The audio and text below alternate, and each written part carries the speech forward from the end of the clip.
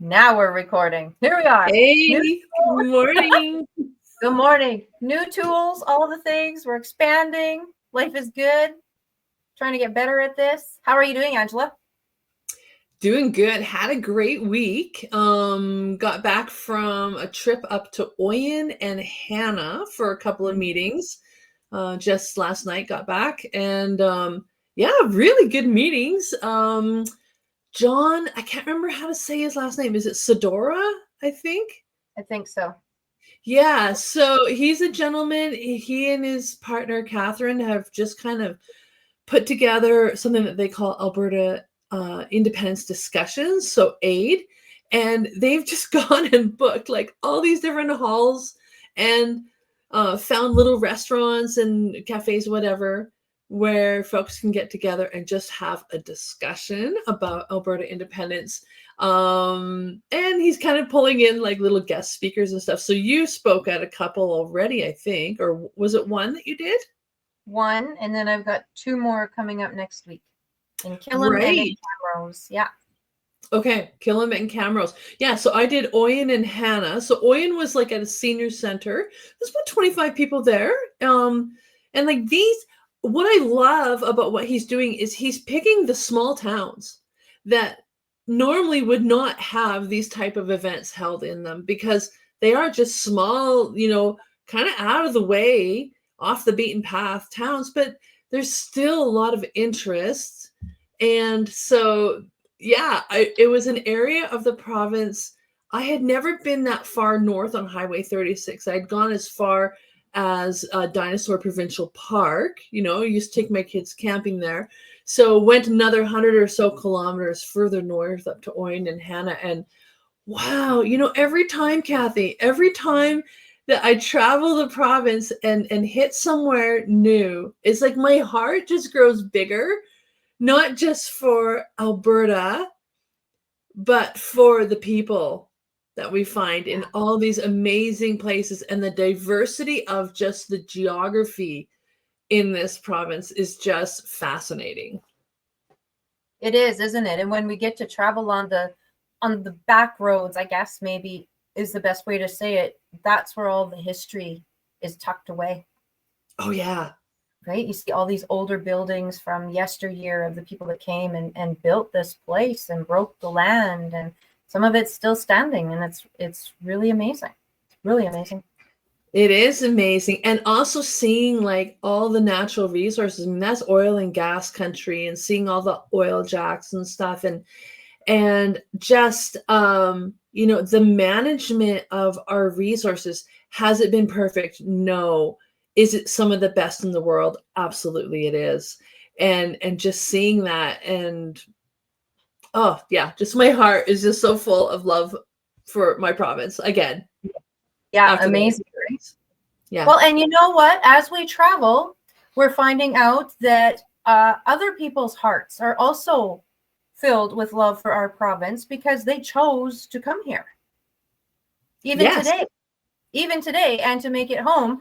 And we are completely blessed with having a lady that we've met on our travels. Her name is Pet, who immigrated here from Bulgaria, first to Toronto and then to Alberta. And she's been kind enough to agree to come and tell us her story because it's fascinating. We love it. So I think I'll just bring her into the conversation, shall I? Sounds good. Hello. And there she is. Well, thank you for having me. Oh my gosh, thank you. Thank you. We are on a mission to get as many voices as possible heard in this independence movement. That's the plan. And particularly women's voices. We got a lot of guys out there, which is great. We don't diss them. We love them. They're wonderful. But we need some more of the ladies to come out and tell us their stories and what's going on. Why are you here? Why are you part of the movement? What is it that I guess maybe got you involved in the movement? And I love that this is actually the first time we're doing this, Pet. I love that we're starting with you because I was born and raised here. Angela, same thing. But you chose to come here. You chose to come here from Bulgaria. So if you don't mind, can you tell us what that journey was? Like, what happened? Why did you decide to come here? And what, I don't know, you take it from there. Fair enough. Well, to be fair, my mom chose to come here from Bulgaria because I was 11 when I came, right? So I wasn't really given an option, but my understanding, Bulgaria was communist at the time still.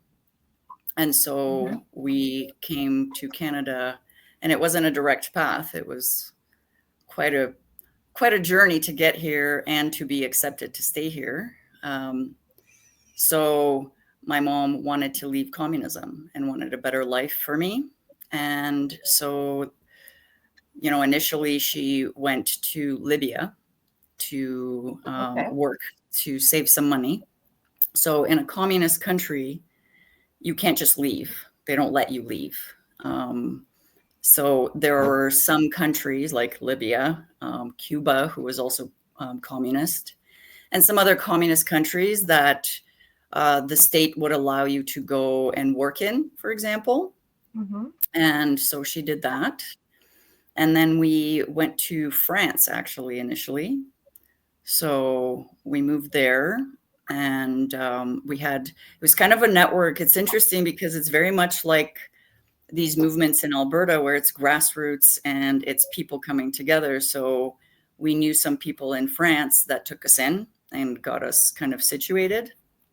And then from France, we came to Canada, and we applied for permanent residence. We actually applied for refugee status because if you leave a communist country without permission, if you end up back there, you go to jail. So we applied for refugee status and were denied, actually. And so in order to reapply, like to appeal a decision like that, you have to be outside the country. So you have to apply from outside the country. And obviously we couldn't go back to Bulgaria to reapply because at that time, in communist times, the state didn't allow you to immigrate to other countries. So we had some friends in the US, and we went there and reapplied from there. And we were finally accepted. And so we moved to Toronto, and we moved to Toronto because my mom's profession, she's a medical worker. And so, we were told, or she was told, Toronto has a lot of work for people in your profession. And so we moved there. And I lived there until 2 years ago, just over 2 years ago, actually. And I was doing my master's online with University of Calgary. But in the summer semesters, you have to come to on campus. And the first year was COVID. So we just did it online. Right. But the second year I came out here and I stayed with one of my classmates she's also from Ontario, but she moved here years and years ago. So I stayed with her, and I fell in love with Alberta. And I went back to Toronto and I said to everybody, I'm moving to Alberta. And they kind of chuckled and they were like, yeah, okay. And 10 months later, I said, see y'all later. And I moved here. And so here I am. Wow. And you brought your mom too. My mom came. Yes. So initially I said, okay, listen, I'm going to go to Calgary. I'll rent a place and I'll find some kind of work. And then I'll see if I can get a job because I teach. So I said, I'll see if I can find work in my field and establish myself. But initially my plan was I'll come for a year and see if I can do it. Right. And my mom kind of researched and looked into Alberta, looked into Calgary, looked into real estate, and, we're our only family here. So, yeah, she moved here with me as well. So she's here now too. Nice. And she retired. She retired early due to COVID mandates. She elected rather than being fired after 45 years of service. to just retire early. So yeah, we moved and it's been great. I love Alberta. That's That's awesome. fascinating. Mm-hmm. Fascinating. I got so many questions. Angela, you start though, because I'll take over the conversation. Oh, I was just gonna say, well, tell me, like, what is it that you love about Alberta? I mean, Toronto was clearly home Yes. for you, and it sounds like it didn't take very long for you to become convinced that you wanted to come to Alberta. No, not at all. I mean, in Toronto, I have a lot of friends whom I love and I miss. But Toronto has become unlivable, really, in many ways. And to be honest, so I don't want to dump on Toronto necessarily or Ontario, but when we first moved here, so Bulgaria is riddled with mountains. And when we moved here for the first time into to Ontario and Eastern Canada, we were like, it felt like we were on another planet because it's so flat. And you get used to that, or you just learn to live with it. And I had never been west of Windsor, Ontario, the entire time I've lived here. I've been to the East Coast, so I've been to, we lived in Montreal for a bit, so I experienced Quebec. I visited New Brunswick, Newfoundland, Labrador, beautiful, beautiful. But I'd never been west of Windsor. And I think if we had come west earlier, we would have moved here a lot earlier. So, I mean, initially, as soon as I got here and my friend took me to the mountains, I was like, that's it. It's just that shallow, actually, or I don't know, it's not shallow, but it's just that pull of the mountains. When you're a mountain person, you're always a mountain person. And I loved it. I also loved the space here. And I know that born Calgarians are very upset and annoyed with the influx of people that have come in. But when you live in Toronto and you come here, it's like space and room. So I was stricken by the beauty. I was stricken by the people. I liked the freedom here. And I know that sounds cliche and everybody says that. But for example, we go to the mountains and, there's all these cliffs and high edges and you have to be careful. And I feel like in Ontario, maybe because we don't have mountains, but everywhere where people go, there'll be like barriers and like warning, don't step on the barrier, danger. Well, here it's like, you know what? Use your common sense. You're in the mountains, and and I really like that. I in that sense, freedom was the first thing that I noticed here, where people are left to use their common sense and be adults and take care of their own well-being, and they're given that autonomy, which I don't even think it's given, it's expected. And I feel like in Toronto, those things slowly but surely and now exponentially have been clawed back. And it's like every part of your life, you're babysat, and you have signs and barriers and rules and regulations. I find that with BC too, which is a shame because it's so beautiful. I like road tripping through there, but boy, do I feel it. And I took my mom for the first time this summer. And in some places, she's like, let's go. I can't be here. Sign here, sign there. Don't do this. Don't do that. Let's go. So in that sense, freedom, right? Like where people are left to just be and use their common sense and live their lives and do what they want to do. So I really liked all of those things. And my mom had never stepped foot here. And when I was here for my summer semester, we were on the phone and I said, oh, I love it here. That's when I said, I'm thinking I might want to do this. And she's like, okay, well, describe what's it like in Calgary. And I said, I don't know how to explain it to you. It's like cottage country, but a massive city. It's the only way I knew how to explain it to her. And yeah, we've been here now. We moved here June of 2023, so just over 2 years. And loving it, loving every minute of it. I was at Dinosaur Park on Wednesday. A friend was visiting me from Vancouver, and she had been to Banff and all those places. And I said, well, I'm going to take you somewhere. I'm going to blow your socks off. And she couldn't believe it either. It's so gorgeous there. It's amazing. Yeah. Well, that's the thing. This whole province is filled with little pockets of hidden gems that most people don't know. It's so interesting. Yeah. Because you don't expect it. The first time I went, my boyfriend took me, and he's like, we're going on a day trip. This 2 years ago.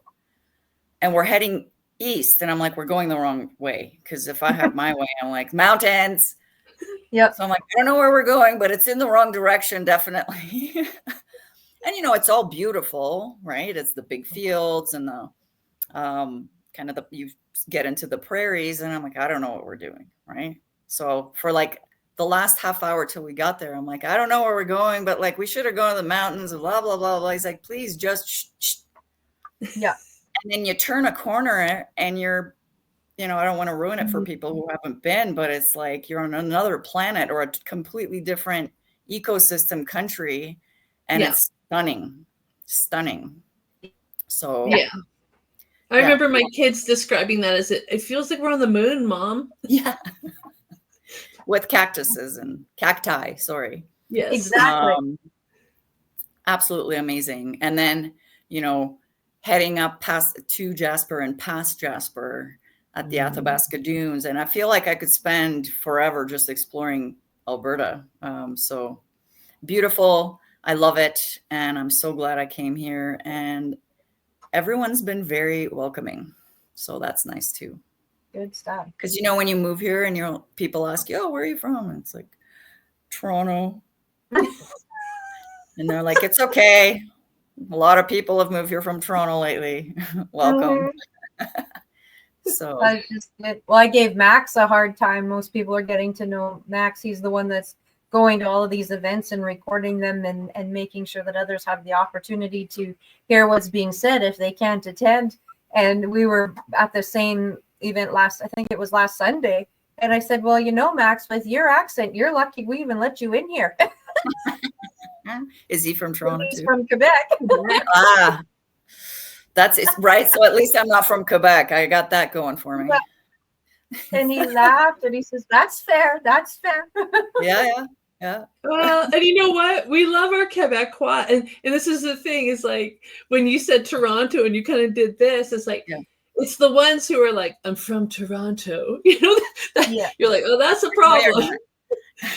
But it's those who can come to Alberta and see the difference. Yeah. And like I've lived in Quebec and love Quebec. I love to vacation in Quebec. Oh yes. But it is different. There is a difference in just how we view life and what we're doing and kind of our purpose here. And it's okay to be different, but it really showcases to me like why we have the conflicts that we do in this country, because there is such diversity across all the regions. Canada is the second largest landmass in terms of a nation state. It's unimaginable that wouldn't be the case. And I don't think necessarily that's a bad thing. It's a great thing, I think. I mean, if you think of Bulgaria, if you know where it is situated on the map, it used to be bigger, but over the centuries, it's gotten smaller and smaller. But even still, it's a tiny little country. And even within that tiny little country, if you go from one end to the other, very different, very different. I mean, it's overall similar morals, values, customs, norms, because it's the same country. But that could be said for any one of the Eastern European countries. But they have dialects even in the small towns in different areas of Bulgaria where you could go and if you're a young one like me, well, I'm not so young anymore, but compared to the old timers, you can't understand what they're saying. They have their own words, their own dialects, their own customs, their own everything. And that's fine as long as collectively we're all on the same page, right? People, it seems like over the last couple of decades, all the things that are the thorns or the pea under the mattress sort of things are these tiny, insignificant, minuscule things that in the overall picture of things, we can sort those out. But it seems that all the powers that be are pushing attention on exactly those things and stirring the pot and pitting people against each other on those bases.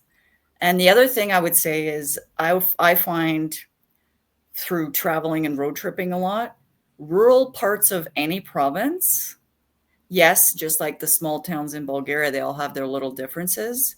But overall, those folks, regardless of what province you're in, are kind of on the same page on the bigger issues. It's the metropolitan areas that they're just not living in reality anymore. So Right. That's how I look at it. But I'd that's how I agree. see it. Yeah.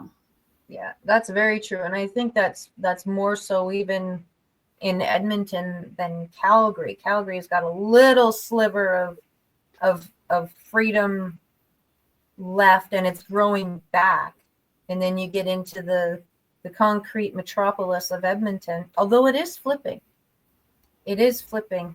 And it I loved what you said. I have to go back to the comment you made about the signs. About signs everywhere, signs.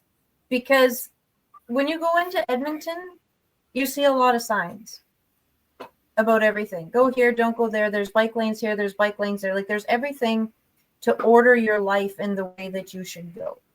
Yeah. And then even in here where I live in Sherwood Park, I some time ago sent a picture of an intersection that had 7 signs to tell you what you can and cannot do in one intersection. And I sent it to the county and I was like, WTF. Yeah. You either have completely over-engineered this one intersection that nobody knows what they can and cannot do, or you're just confusing people. Who has time to read all of this?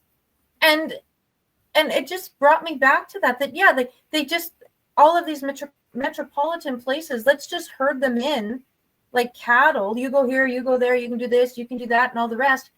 But really, when you get outside of that, it's, well, I want to go 110 down the highway. There's nobody else on the highway. I'm just going to enjoy the breeze through my hair and have a good time looking at the cows on the way by, right? Mm-hmm. I want to go to the mountains. I want to go climb these hills or the whatever. That exists outside of these metropolitan areas. But I do think, in a sense, it's creeping back in a sense. And I had a conversation with a guy I know who's very big into real estate. And he said, have you noticed how quickly things are selling in Edmonton and in the Edmonton area? And I said, yeah, quite frankly, it scares the pants off of me because I don't know who's buying. And he said, it's people from Ontario, just in case. Ooh. Just in case. And, I hear a lot of, or I don't hear it, I read it, and people are split. But a lot of people think, people are moving here and then they bring their politics and their way of thinking. I don't think so. I'm not saying nobody, but people move to Alberta for a reason, right? Because you could be priced out of Toronto easily. A lot of people are, most people are, but you wouldn't necessarily move to Alberta, for a better affordability. People are moving here for a reason. So you might be right about that. Yeah, I think so. I want to believe that because even I was in Costco the other day and I specifically waited until 7:30 so that it was like the last hour that it was open, because at our Costco, you cannot find a parking spot. It doesn't matter what time of day. So I'm like, okay, I'm waiting until even at 7:30. I'm like, hey, this is my chance. I'm going in, and we got the last parking spot, and away we went. In Sherwood Park, we used to be known as Sher White Park, and it wasn't a compliment. That was just what we were known as. I go into Costco, and I'm almost, I wouldn't say a minority, but it was definitely half and half, and there was a whole spattering of languages around me that I didn't understand. And that's completely fine. I don't ever have a problem with that, as long as they're all here for the right reasons, because they want that same freedom that you came here for. Yeah. Right. And that's, I guess. But see, immigration today is vastly different from immigration when we came here. Oh, yeah. And I find a lot of people who immigrated here when I did, or before that, or even a little bit after us, are pretty upset with what's going on. And there seems to be some misunderstanding that like immigrants are a monolith and we're all the same and we all think the same. And no, I think if you bother to look or talk to people, many immigrants, the majority, I would say, of old school, we'll call them the OG immigrants of yesteryear, are absolutely not okay with what is happening. And so, you know, I remember even 20 years ago, you would go into places and sure, you hear accents, right? So my mother moved here in her 30s. She has a thick Eastern European accent, but she's a voracious reader, and she reads in English. She watches English TV. She listens to English podcasts. So, you know, she can speak English. She worked in a hospital with colleagues having to speak English, had English speaking friends. So while she has a thick accent, she's an English speaker. Some people immediately say, where are you from? Where's that accent? The other half the people don't even know that I wasn't born here. But now walking into places and you just hear no English at all. Like we used to get in trouble because we have a thing with my mom in my family where she will speak Bulgarian to me so I don't forget. And then I answer her in English. And sometimes when we're out, you know, she'll speak to someone in English and then she doesn't switch back with me. And it actually annoys me because I like hearing the Bulgarian so I don't forget. But she's also always told me, please correct my English so that I can pronounce words properly, or if I'm saying something wrong, fair enough. And I remember once we were in a store and I did that. And like the clerk was like, don't correct your mom. That's rude. I'm like, don't tell me how to talk to my mom. What are you talking about? Right? Like, you know, and my mom's like, no, I asked her to do this. And she's like, oh, that's sorry. That was really, you know, sorry, Canadian. But I'm like, don't assume, right? And you see, we're family. Why would you presume to tell me? It's that sort of thing, right? Like, let us be. But I find there's this mentality of, well, people can exist here and in their own communities and they don't have to learn English. I've had conversations in Ontario with Canadian-born Canadians saying that. And I'm like, I don't understand that. I just don't understand why this is okay. Well, some people come here and they're older. I'm like, yeah, my mom came here and she was older. It doesn't mean that you move to a different countries to have a better life and you just don't bother to learn the language. I don't understand that. I don't either. I don't either. Or even for a good while, part of our business plan was actually to take our business and move it to Panama. And as part of that process, I was beginning to learn Spanish, and then the mandates happened. And anyways, here I am. You know, we make plans and God laughs, right? But I was learning the language, even though I know I could get away with English in Panama without any trouble. I just thought, what a slight to them if I didn't at least learn enough to get by. Yeah, I just find it rude. And that's what I mean by, you know, I tried to have this conversation because I tried to understand and I tried to express as an immigrant, right? Like, I find this rude. You know, you couldn't get away with that in most other countries to just move somewhere. Like if you're as a Canadian said, okay, you know, things are really getting difficult here, which they are. I'm going to go and move to Bulgaria. Now, a lot of people in Bulgaria speak English. Absolutely. You could get by.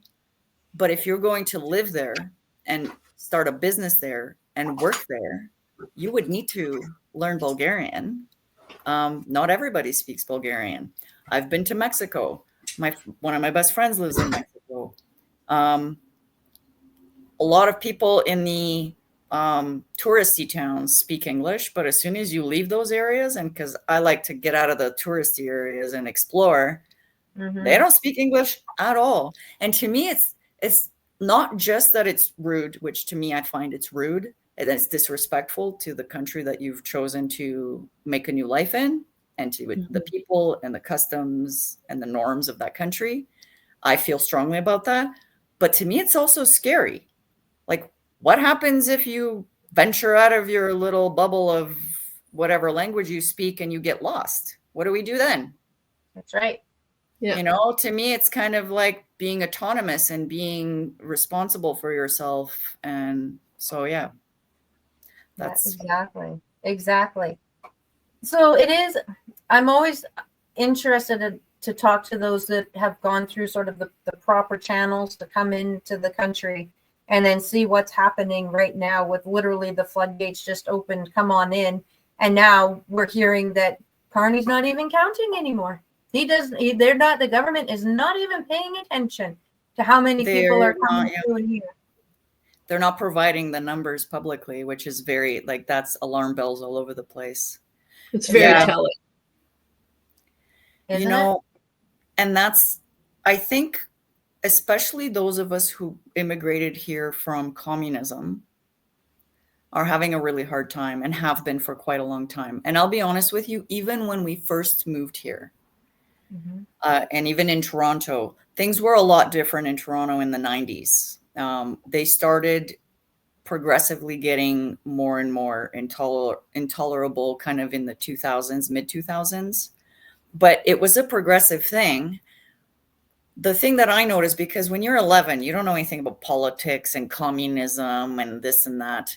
But I remember noticing, like, you can't say what you mean here or what you think. People will jump on you immediately. There was like political correctness, and it wasn't in the vein of friendly, conversation or, hey, let's talk about this. It was like, no, you can't say that. And I kind of went along with it because, I was thinking, okay, I have to adapt to the norms here. And you see, when you move to a place like Toronto, you just like, okay, these are the norms of this culture. And they progressively got worse and worse and worse and worse. And to a stifling degree. I find it stifling. I love Toronto. It'll always be in my heart. I love my friends there. I love the opportunities that I was provided there. But that amount of stifling of discourse and freedom of thought, when you curb freedom of speech, you curb freedom of thought. Because if you can't express or discuss things with people, then you start altering your way of thinking so that you can, not be beat down with a hammer every time you say something that other people have a problem with, or it's not allowed. So that's I've noticed it through speech and things that you're allowed or not allowed to say. And then progressively, even coming from, Bulgaria wasn't the most totalitarian of the communist satellites of the USSR. So I found like youth and people had a lot more freedom, even in Bulgaria, than here, right? Like, nobody likes public drinking, for example, but if you are camping at the Black Sea, like having drinks on the beach with your tent with your friends was not an illegal thing to do. While here it's like, you must be within the bounds of this patio or in this building in order to be able to have an alcoholic beverage. And it was like, okay, right?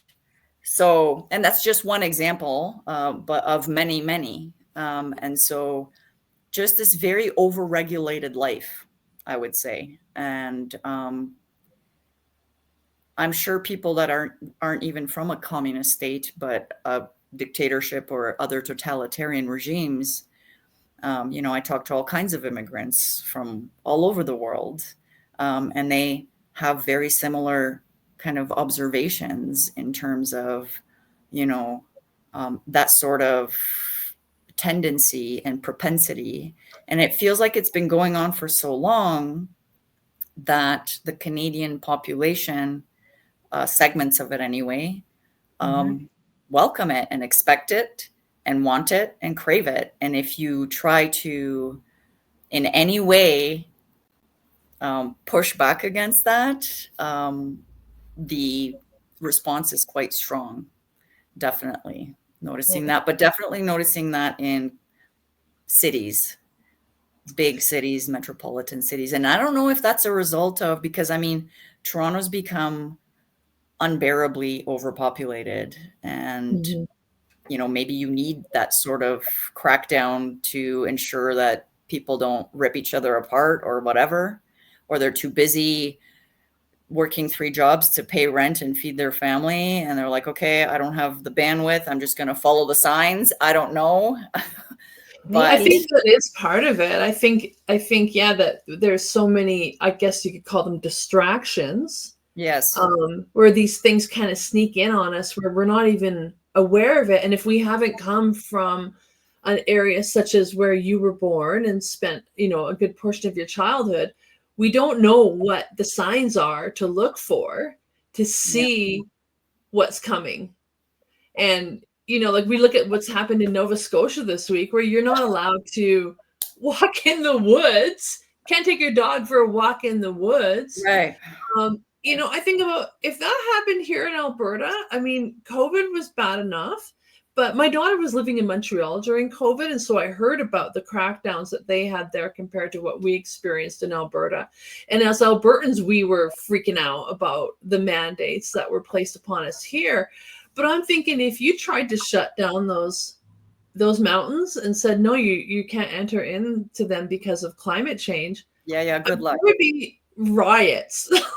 But the thing is that if we're not having these types of discussions, and Pat, this is why, like when we met you at one of our AWIN meetings, I was like so excited because I have other friends who have come from other Eastern Bloc countries who say the exact same thing that you're saying right now. And you guys have an insight into freedom that we don't, simply due to our lack of experience in these things.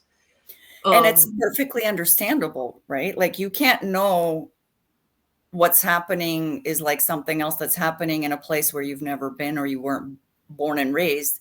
And, when I say to my Canadian friends, and I've been saying this for quite some time, they get really offended and they kind of brush it off like, it's not communist here. And I'm like, not yet, right? And it's not like Soviet communism. There are many iterations, a neo-communist type of thing. So for example, in Bulgaria, one thing we didn't have is a mass influx of mass immigration. That we did not have. And that is a whole new addition to this thing that is also causing, and I think in those metropolitan areas, for compliance and even a desire for these types of regulations. Because so when we moved here, we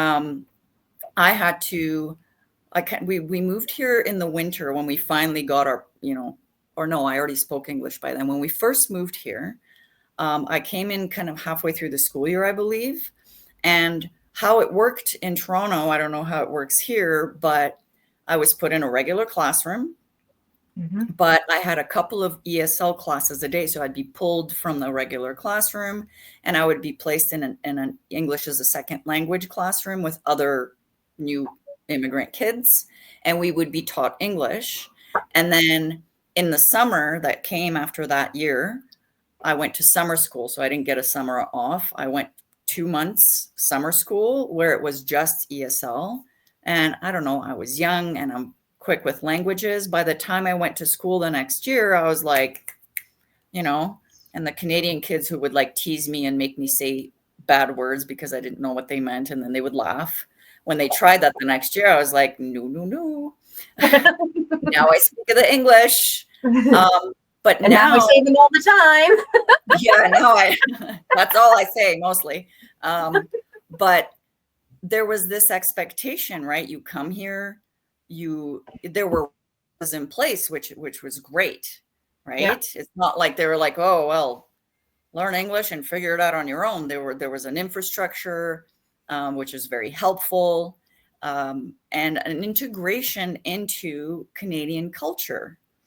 And I, through my mom's friends, they had kids who were Bulgarian, but I just, I think I was the oldest. So like all my friends that I made were Canadian. And so I very quickly integrated into the culture because my friends taught me, we do this, we don't do this. And here in Canada, this is how we do things, right? And you aim to do those things. It's not like at home, we didn't keep our culture and we didn't celebrate our Bulgarian things that we do. But I think also because we're a Christian country, it's like Christmas is Christmas. And we just have some Bulgarian celebrations that we do at home. But one thing we never did is like call all the Bulgarians in Toronto and be like, we're going to hit, Yonge Street and we're going to wave our flags and we're going to like celebrate this thing because it's a holiday in Bulgaria. And it's like, no. Mm-hmm. And I find the recent immigration process is a free-for-all, and people, I don't know if the purpose is to disjoint society, but that's what's happening. There's no expectation for language. There's no expectation to assimilate and adapt into Canadian culture. And I don't know if that's purposeful or if it's just there are so many people coming that we don't have the resources to provide people with that, right? I don't know. Could be a bit of both. And if people don't integrate into the culture and work together, then you get these pockets of completely isolated people who don't get along. And nowhere else in the world does that happen. If you think that as a Canadian, you could move to, say, China and not learn Chinese, not that you're allowed to move to China, really. Like, I don't think you could move to China and buy property as a Canadian. Not easily. Go there and work. Yeah. But you certainly would need to learn Mandarin as a minimum in order to work there and live there, because they're not going to accommodate you. Same thing for probably India. And India, most people there speak English, but if you're going to move there and move your life there and live there and work there, I'm sure the expectation would be that you would have to learn their language and adapt to you can't go somewhere and expect them to adapt to your culture. And I don't understand why this is happening here, because that is fracturing Canadian society as a whole. And then I feel right there, that's the thing. That's why. That's what. And that's why mandates and regulation works, because people are not then together as a society and as a community to say, we're not doing that. Everybody's in their own little segments and they're not too sure, well, maybe this is how Canada does things and we're just going to go along. We're not going to go hiking in the forest. What? Like, come on. So those are just some of the thoughts I have. Yeah. I don't know if that makes sense to you, but. Well, it totally does. And it's actually comforting to hear, because as someone who was born and raised here, I'd like to think that people want to come here so that they can share in what we have. And if you left somewhere else, there has to be a reason, or you wouldn't have left. What I'm going to tell you. True. But here's what I'm going to tell you. The country makes the rules and the norms. Okay. And the problem is that from what I've gathered federally, and even in some areas provincially, Canada has opened itself up to, and when we first moved here, I was like, I think they're naive. But now I'm thinking this is on purpose, Because if you leave loopholes or make allowances for people to take advantage of your system, they will. Or people will come here specifically to do that. And that's what's happened, and that's what's happening. Yeah. And it's up to the country to establish laws and then enforce them, which is not happening here on many, many fronts, right? Like if you come here illegally, then you should be deported if you're caught, if you're here illegally. If you're here legally, you need to follow the laws, and there need to be laws put in place. You know, you don't have to reinvent the wheel. There are plenty of other countries around the world that have immigration and do it properly and have laws. And if you break the laws, then you go to prison, you get deported, whatever the case may be. But the system here is such that it is rife for being taken advantage of, and it has been. And when I was younger, I thought it was just naivete and like, well, Canadians are so nice and they think everyone is just going to be nice and play nice. But, and they're very nice people and they're very welcoming. Well, we are, I'm not going to say they, I'm a Canadian, but the loopholes in the system and in the law are and have been massively exploited. So there's that too, right?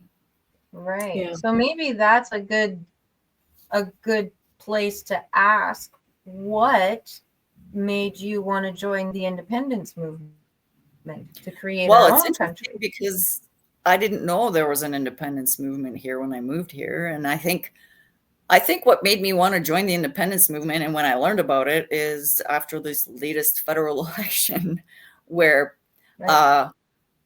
I think I speak for a lot of people, not just Albertans. This is just it's not acceptable anymore. And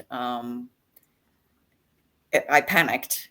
And I thought, oh my God, like 4 more? No, this can't go on. And, you know, the couple of, I'm relatively new, but I've made several friendships and through them. Right. And through going to some, just some town halls and some on different subjects, really. But it seems like all the same people are in the same circles. And I think it's a very smart thing for us to do. I think that's how Confederation was designed. It's perfectly legal. And, you know, I knew a lot of the things that were wrong in terms of how Confederation works, how resources and riches are extracted and redistributed, but I did not know it to the detail that Angela was kind enough to explain. So I learned a lot of new things that I didn't know. And I think the way things are going, you know, the independence movement is being kind of, from one segment of the population, is being painted as like seditious and bad and treacherous. And I couldn't disagree more. I think that as a whole, Canada is headed in such a bad direction. I don't know if it's now inertia due to so many years of it going this way and they don't know what to do. But there needs to be a shakeup. And frankly, I think that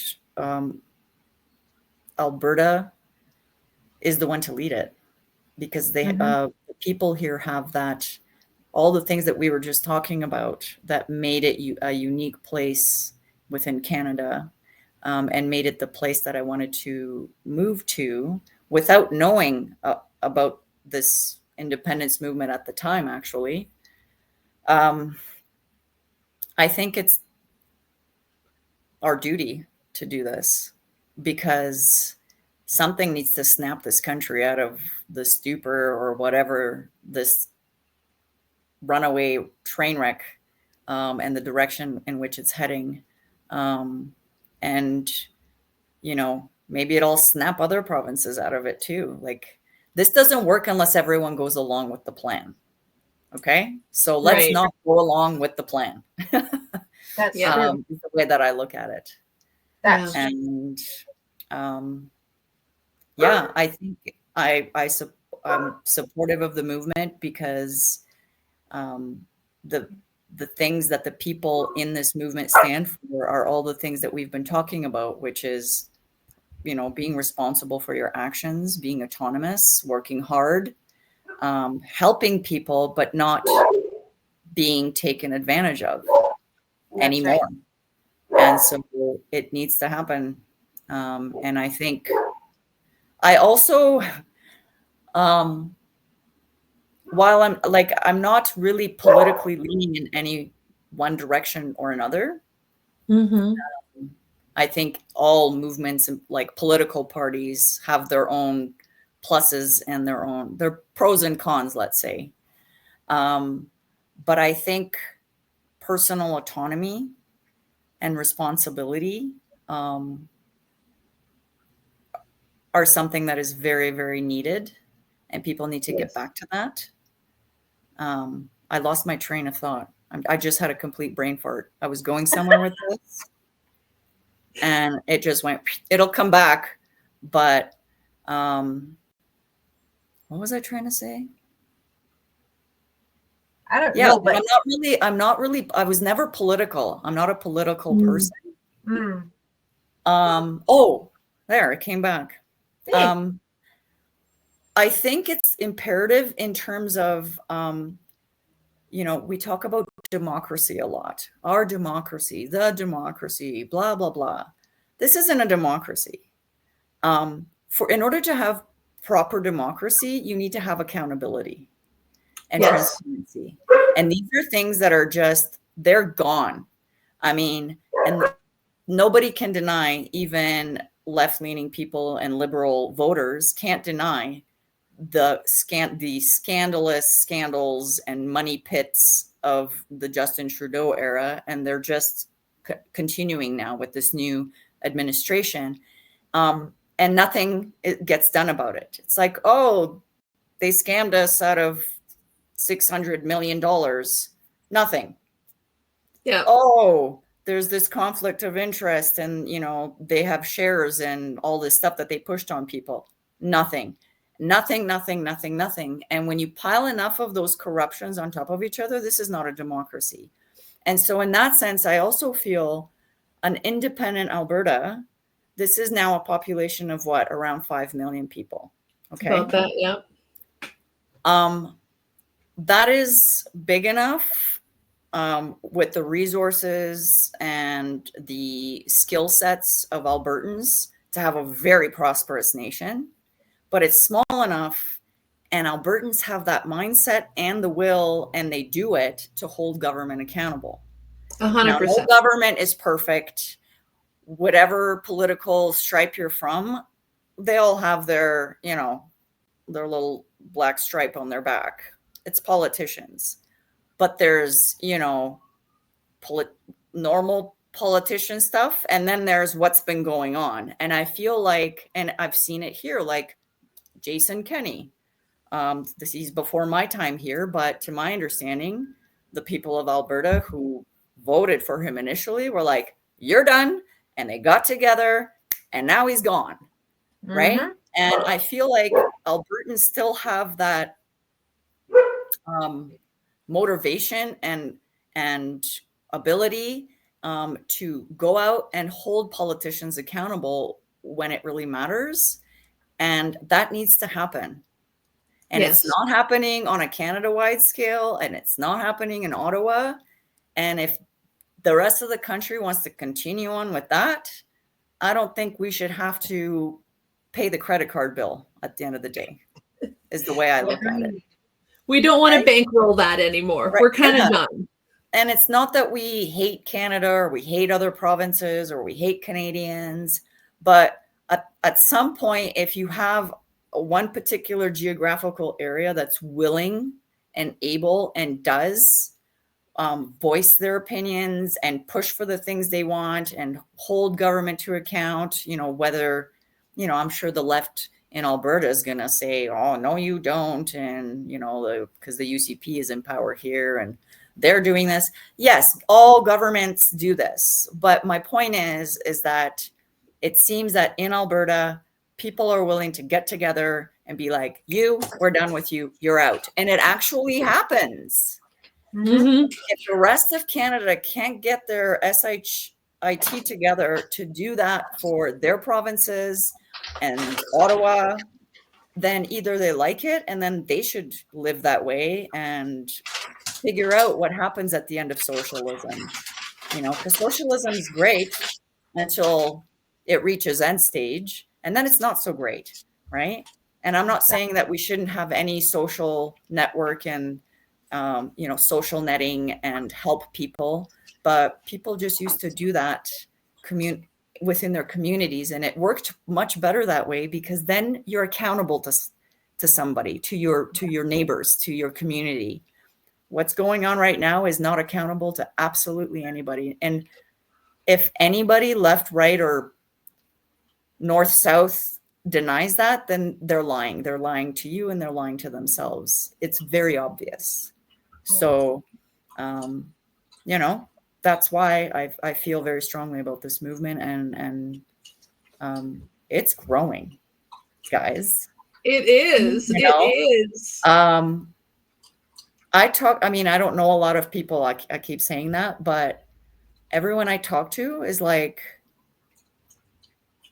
on board. They have questions. And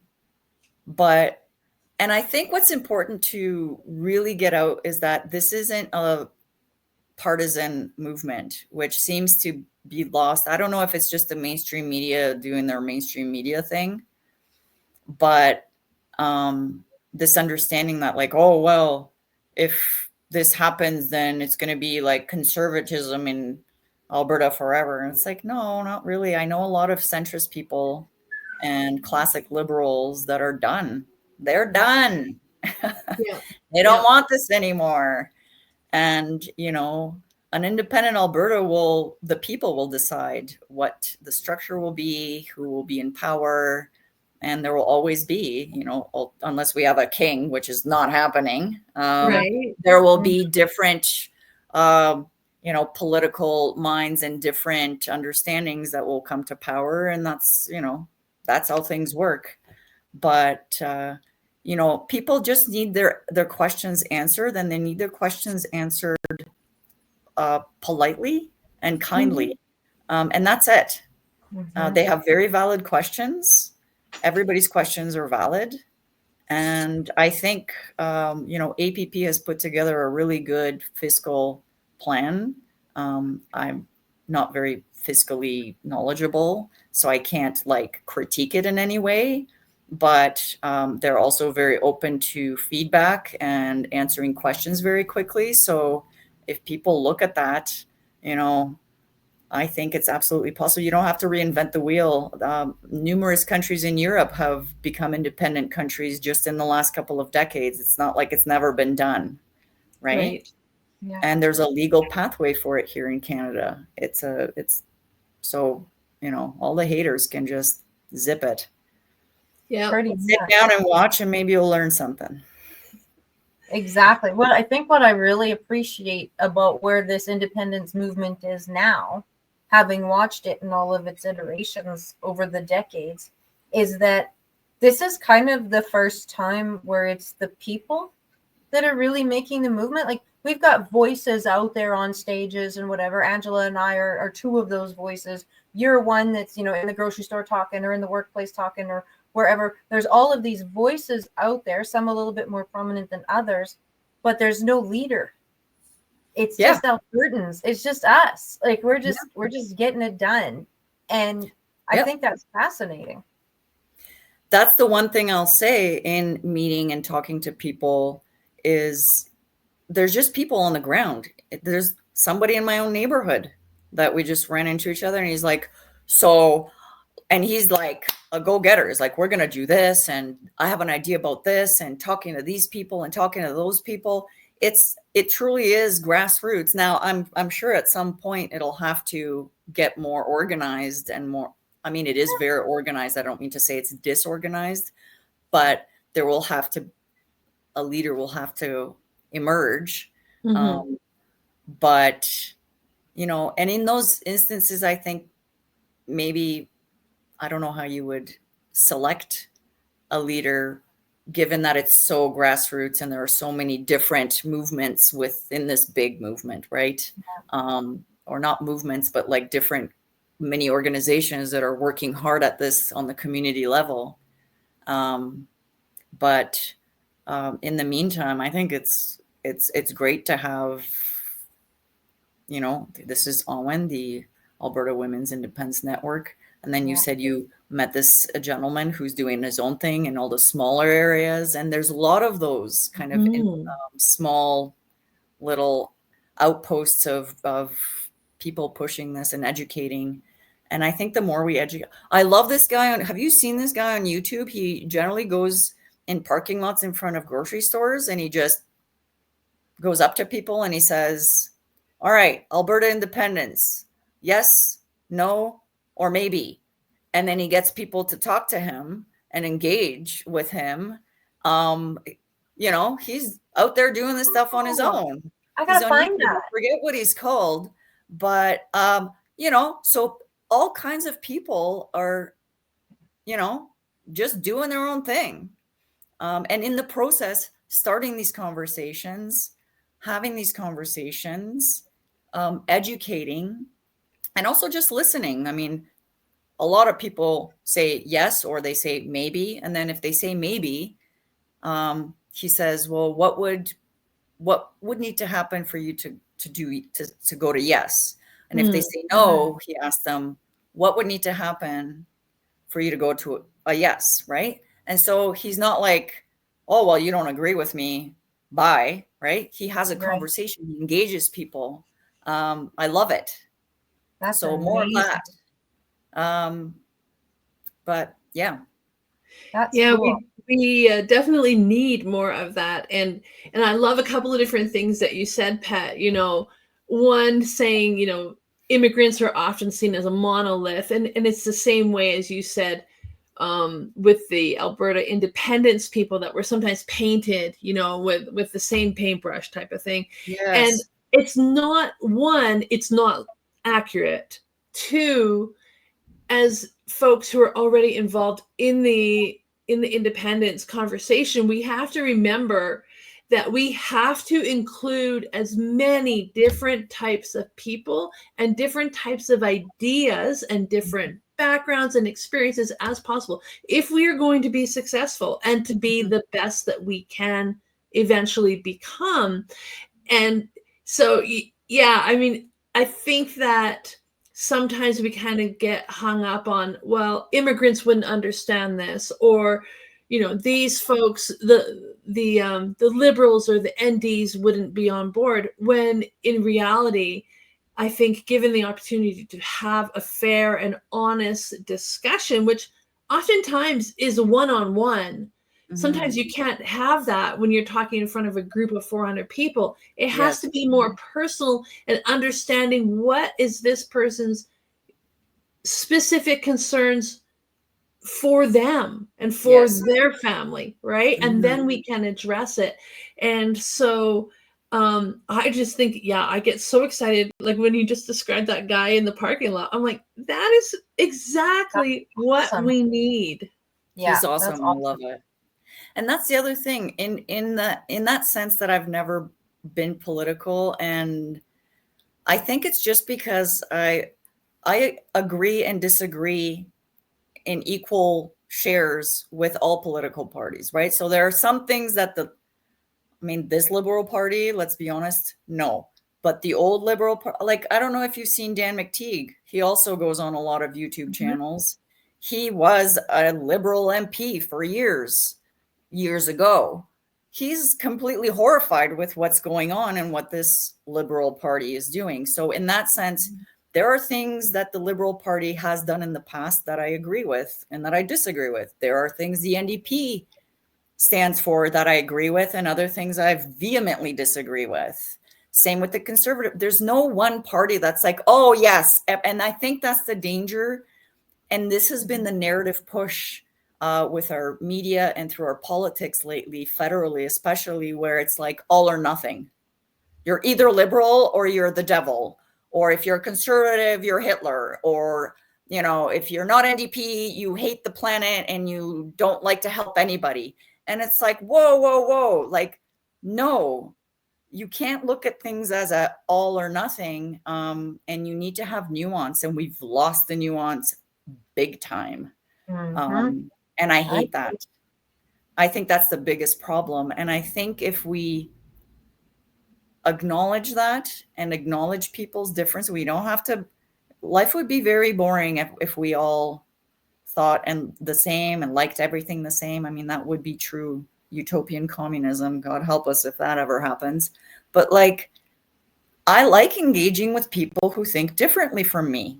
Exactly. Because then the conversation is interesting. Then I get to say my piece and they get to say their piece. But then I also learn things that maybe I hadn't thought of that then change my paradigm. I don't have to be stuck in my beliefs like cement. Yeah. With new information and with the passage of time, we can all learn and change, and we can also agree to disagree. That's fine too.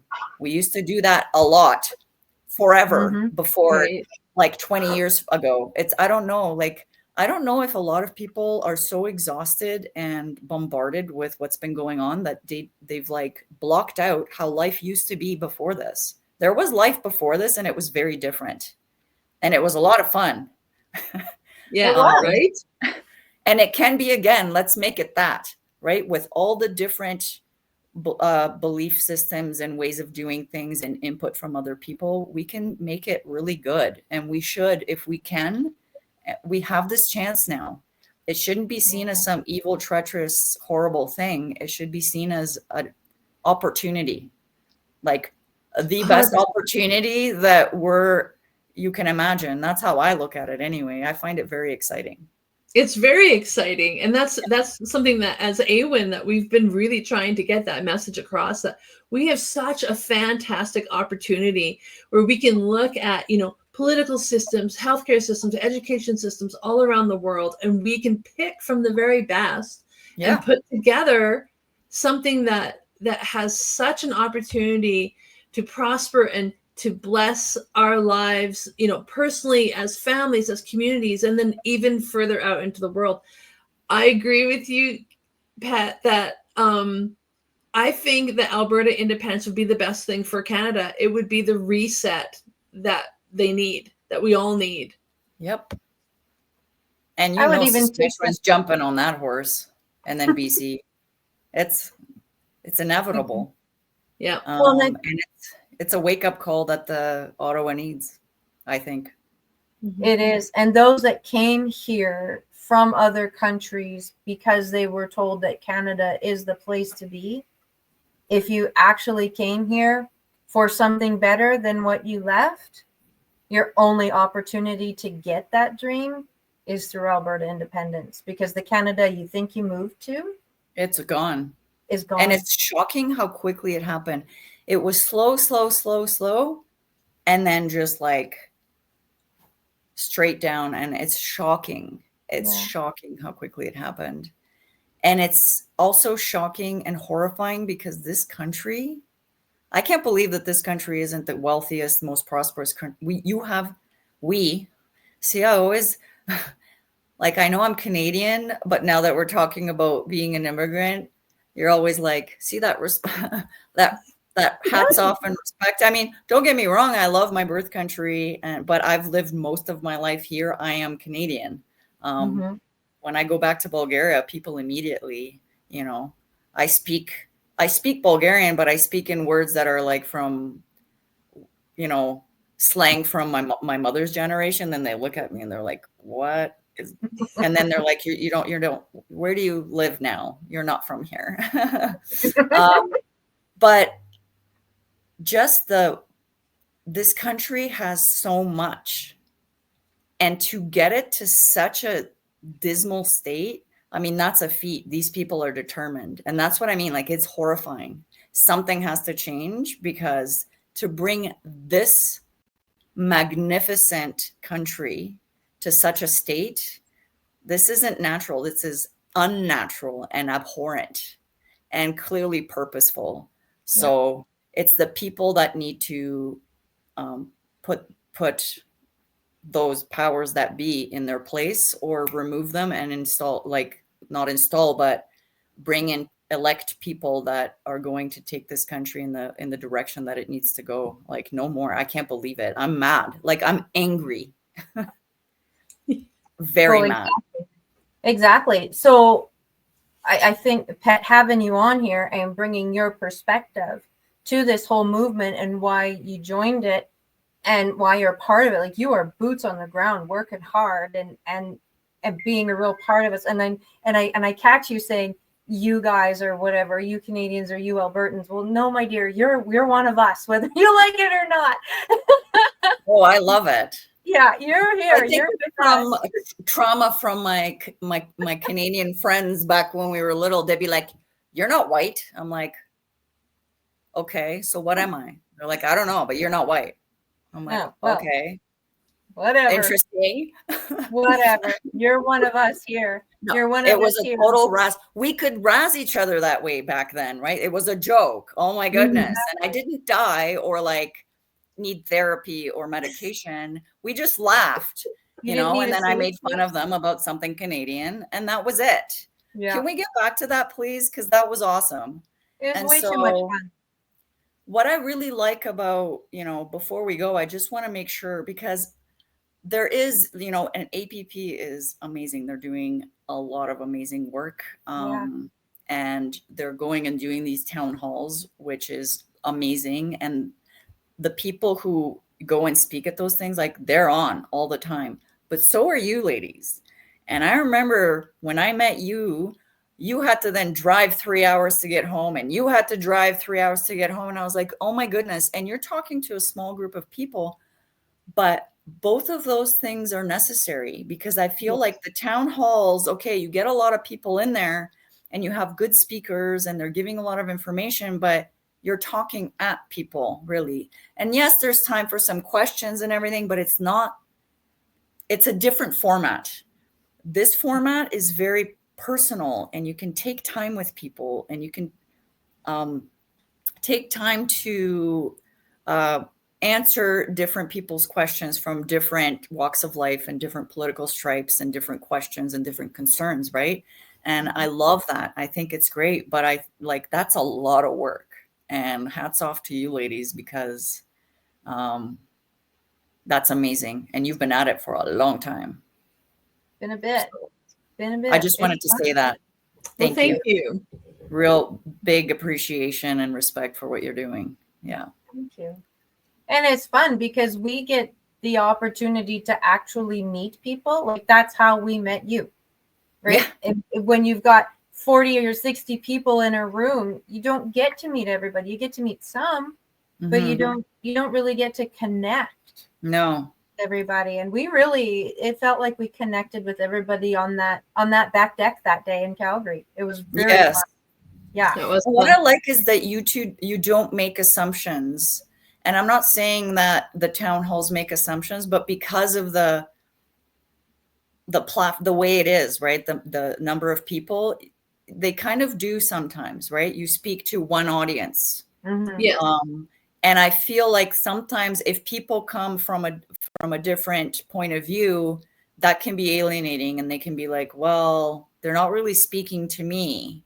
Because when you speak in a large context, you have to kind of, this is the teacher in me, know your audience, right? You have to try and reach the most number of people in a large public speaking venue. While when you do intimate, smaller speaking engagements or educational kind of gatherings, let's say, you can connect with those people and have the time to address their concerns, which are very much likely different than from the bigger group, which can be alienating in a big format. So I think in that sense also, Alwyn is awesome and does that really, really well.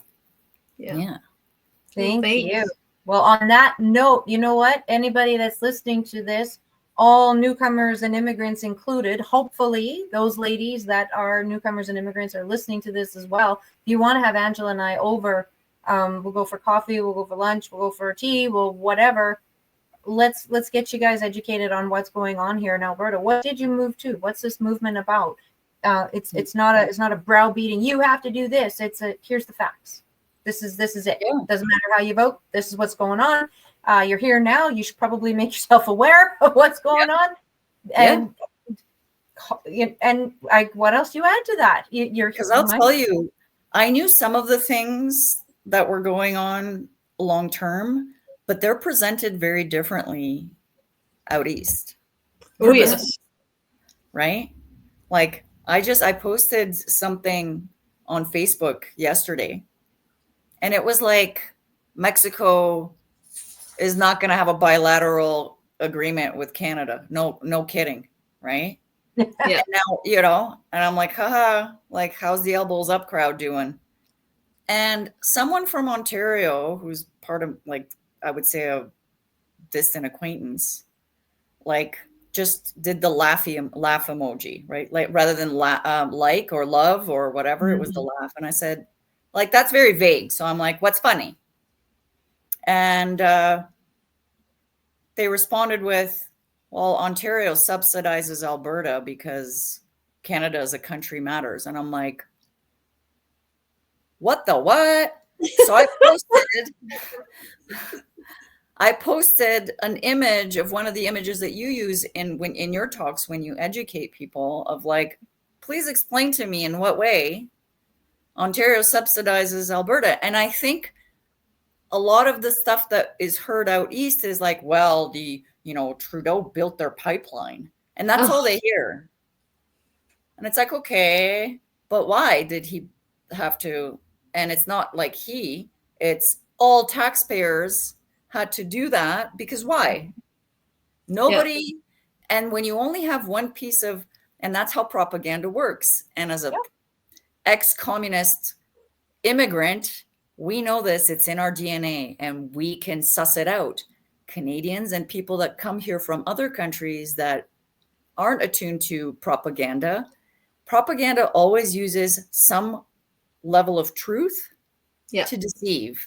That is pure propaganda, to say just that and leave it at that, and allow the people in Ontario to run with that. So education, very, very needed. Hugely. So important. Hugely. Yeah. Awesome. Ladies, you are both absolutely outstanding. And it's just my honor to call you both friends and hang out and run into you both every once in a while in our travels in Alberta. Pet and I, we smashed into each other in Mirror, Alberta on Alberta Day on July 1st. We did. On Alberta Day, we had quite a day. That was awesome. That was fun. That was really fun. Let's do this again. Let's do this again. And we'll see who else we can get in on this conversation. I cut out. Hopefully I cut back in. You did. Okay. So let's see who else we can get in on this conversation. I know both of you have got meetings that you've got to get to. And so this will be up probably by the end of the day for everybody to share, to get out, and send this to the folks that just got here, to the newcomers and the immigrants. We need these ladies to know and understand what they have moved to, so that they too can begin to learn for themselves. And if they do have the ability to vote, can vote intelligently. If they have not been here long enough to be able to vote, well, at least they know what they have moved to and can keep up with the politics of Alberta and what's going on with the day, so they can decide whether they want to stay or not. Fair enough. This isn't for everybody, right? It's not like we're going to be like, no, you have to stay. But the other thing is, before we finish off, is I feel like a lot of people are scared, because in the last 10 years, definitely, it hasn't just been like, oh, we don't say that here or whatever. It's like, you cannot. And if you do, you will be punished. And so, not everyone has to come and have, be on live on video. That's right. These two ladies come and organize very intimate, if need be, if you're willing to host them in your house, right? And I think that's great because people are scared. They've seen what's happened to people who, you know, what is the saying? Peek their head out over the parapet, and they're scared to do it. So a lot of new immigrants come from countries that have terrorized them. That's why they come. Yeah. And then they come and they see this and they're like, whoa, right? So a lot of people are scared. They are. And our mission is to do something to alleviate those fears through making sure you know exactly what's going on. Yep. Man. Awesome conversation. Awesome conversation. Whenever it's with you, it can't be anything but awesome. So thank you. Thanks, guys. Thank you again for having me. No problem. I'm going to ask both of you to just stay on for a quick second after I end the recording. And then we will make plans as to when we're going to do this again. So for everybody who's listened for this long, thank you so very much. And we'll see you next time. Thanks. Alberta Independence.